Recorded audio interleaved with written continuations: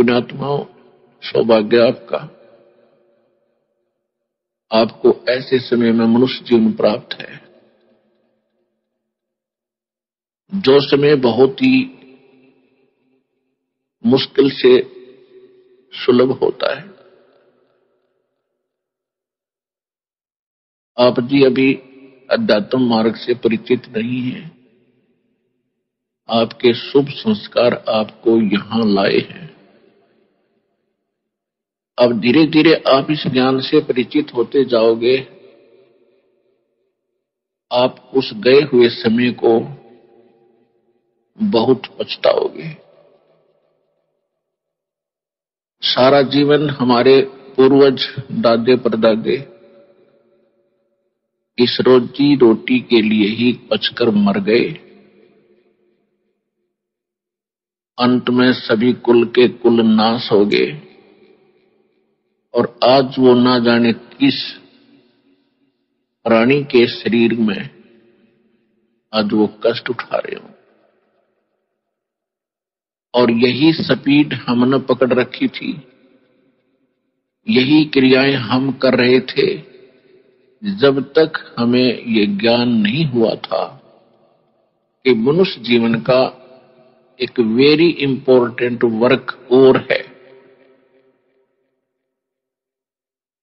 और जो very important काम था, घना जरूरी कार्य था मनुष्य जीवन का, उसको तो हम एक एक्स्ट्रा सा काम मान रखा था। 6 महीने में कभी चले गए अपने इष्ट धाम में, कोई त्योहार आया उस दिन कोई प्रसाद बना लिया और खा लिया, कभी थोड़ी बहुत कोई आरती मंत्र जैसे भी प्राप्त थे कर लिए। ये न तो कोई भक्ति थी, क्योंकि शास्त्र विरुद्ध होने से वो भक्ति भी नहीं थी। आत्मा परमात्मा के बिना तड़पती रहती है, इसलिए वो कभी अंगड़ाई लेती थी तो काल ने ये 36 जाल बना रखे हैं।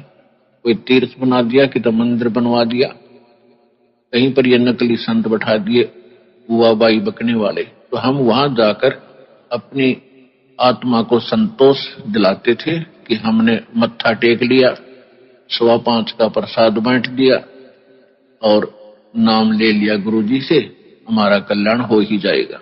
ऐसा नहीं था। ये सब काल की भूल भुलैया और हमारे अध्यात्म अज्ञान का ही परिणाम था। तो यहां आने से आपको सबसे पहले अध्यात्म ज्ञान से परिचित कराया जाता है। इसके साथ साथ आप पर आने वाले सभी संकटों का भी निवारण परमात्मा करेगा, क्योंकि आप उसके बच्चे हो, आप उसके बेटा बेटी हो। यदि पिताजी समर्थ है, सक्षम है, और बेटा या बेटी किसी कारण से भी गलती कर देते हैं, उनको कोई हानि हो रही है, तो अक्षति पूर्ति पिता तुरंत कर देता है। यदि वो पुत्र और पुत्री भविष्य में माता पिता के अनुकूल चलना का वायदा करे। इसी प्रकार हम बिगड़ गए हैं, अपने परमात्मा पिता से विमुख हो गए थे और इस काल के जाल में फंस के हम अनेकों कष्ट उठा रहे हैं। जिसमें हम परमात्मा के पुनः समर्पित हो जाएंगे, वो हमें फिर सभी सुख देगा, उस पिता की तरह जो अपने संतान को देता ही है। तो आपके ऊपर एक विशेष रहम किया है दाता ने, ऐसे समय में मानुष जीवन दिया और फिर पिछले शुभ संस्कार आपके यहां प्रेरित करके लाए हैं।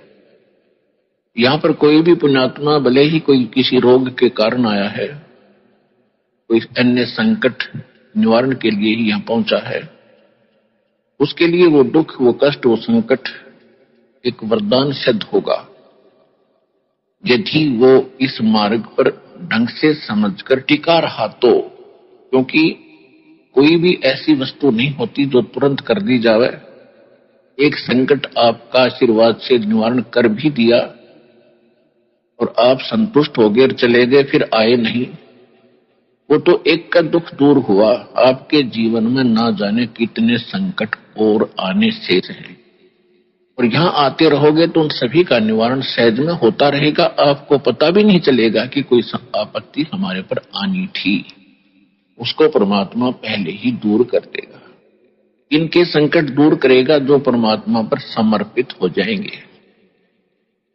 समर्पित हमने कैसे होना है? जैसे पति भरता स्त्री अपने पति के अतिरिक्त किसी अन्य पुरुष में कभी भी पति वाला भाव नहीं करती, तो उसका पति उससे विशेष प्रेम करता है, विशेष उसका ध्यान रखता है।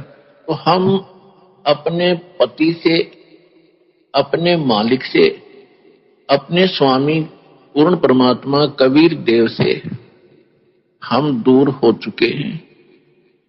हमने यहां आकर के 36 खत्म कर लिए। कैसे कर लिए? कभी हम शिव की पूजा करते हैं, उसको मालिक मान बैठते हैं। कभी हम गणेश को मालिक मान बैठते हैं। कभी हम विष्णु जी को, कभी हम अन्य देवी देवताओं या गांव के किसी भैरव भूत बेतालों को। और ये ऐसे सक्षम नहीं है जो हमें कुछ सुख दे सके।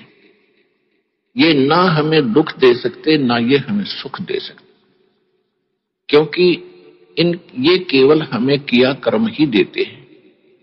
और पूर्ण परमात्मा सत्य पुरुष कबीर देव, कबीर साहिब, ये हमारे सभी संकटों का निवारण करते हैं। ये सक्षम है।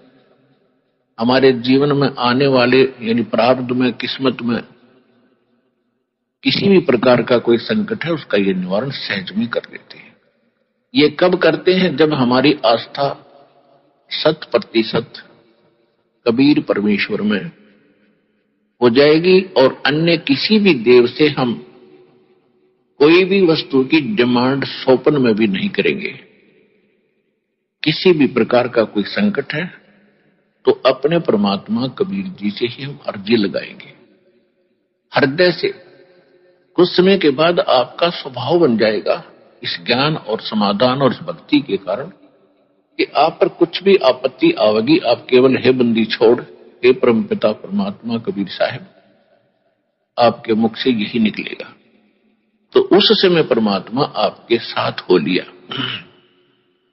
फिर उस आत्मा के जीवन सफर में कोई भी संकट, सफर के अंदर कांटे होते हैं रास्ते में, तो हमारे जीवन सफर में कोई भी कर्म, पाप कर्म रूपी कांटा होगा, वो परमात्मा ऐसे बुहार देगा जैसे पति भरता जमी पर जो जो धर है पाँव, समरथ झाड़ू देते है ना काटा लग जावे।